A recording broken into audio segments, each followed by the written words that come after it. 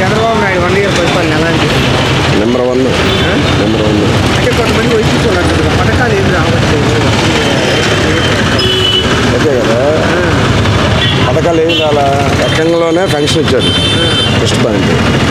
రెండోది అమరావతి డెవలప్ అయింది, చేస్తున్నాడు మొత్తం. అంటే మొన్న వచ్చినానికి ఏదైతే ఉందో వైజాగ్ అభివృద్ధి చేస్తామని చెప్పేసి మొన్న మోడీ వచ్చినప్పుడు కూడా అనౌన్స్ చేశారు, వైజాగ్ గ్రీన్ ల్యాండ్ చేస్తామని.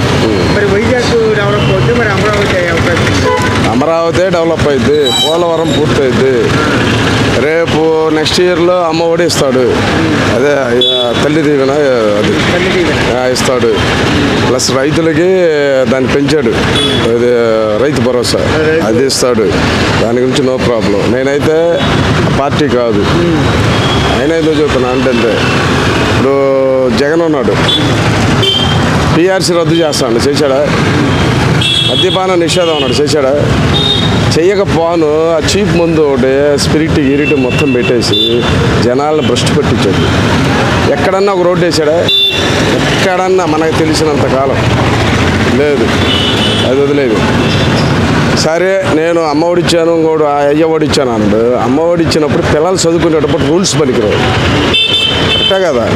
ఇప్పుడు నీ పిల్లగాడు ఉన్నాడు, చదువుకుంటుండు, నువ్వేమన్నా 5 ఎకరాల పొలం ఉండోడికి లేకపోతే బిల్డింగ్ ఉండోడికి నేను చెప్పేసే ముందు ఏ నిరుపేద పిల్లలకి ఇస్తానని, అది అనలా. ప్లస్ ఎంతమంది పిల్లలు ఉంటే అంతమందికి ఇస్తా అని చెప్పేసి చెప్పింది భారతీయ, అది పోయింది.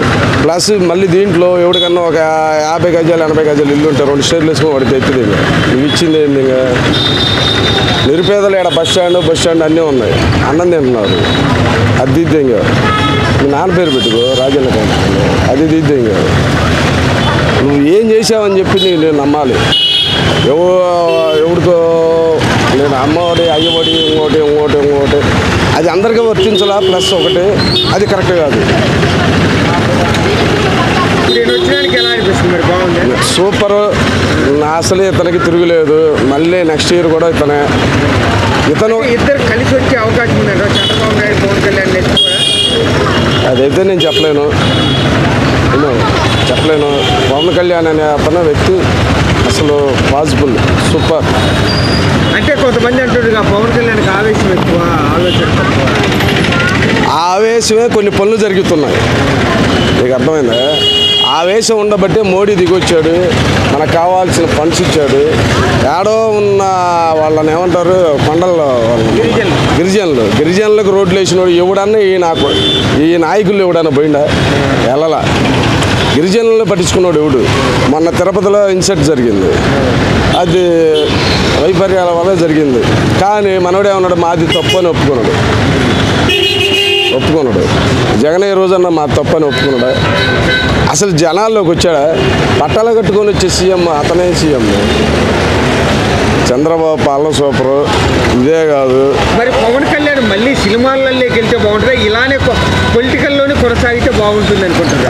ఓకే, దానికి సొల్యూషన్ ఏంటంటే పవన్ కళ్యాణ్ అవినీతి పరుడు కాదు కాబట్టి సినిమాలు చేసుకొని రాజకీయాన్ని డబ్బు పెట్టుకోవాలి. అతనికి వచ్చే 1,50,000 అతను చాలు. గవర్నమెంట్ జీతం 1,50,000 ఉన్నాయి, అతనికి వచ్చే 1,50,000 అతను చాలు. సినిమాలు చేసుకుని అతను సొంత సొమ్ము పంచుతున్నాడు కాబట్టి ఖాళీ ఉన్నప్పుడు సినిమాలు చేసుకోవాలి, రాజకీయ పరంగా అవసరమైనప్పుడు రాజకీయం కావాలి. ఏది తప్పు కాదు. అంటే ఏదైతే ఉందో ఒక డిప్యూటీ సీఎంగా ఉంది, సినిమాలు చేసుకునేంత టైం ఉంటుందంట. ఉంటుంది. ఈ నాయకులు డిప్యూటీ సీఎంను పెట్టుకో, పొద్దుగులు వాళ్ళు ప్రజాసేవ చేస్తారా? చేసేవాడు లండన్ ఎందుకు పోయిండు జగన్? చంద్రబాబు మన వేడుకలు ఎందుకు పాల్గొనడు? ఎవరు చేయరు ప్రజాసేవ.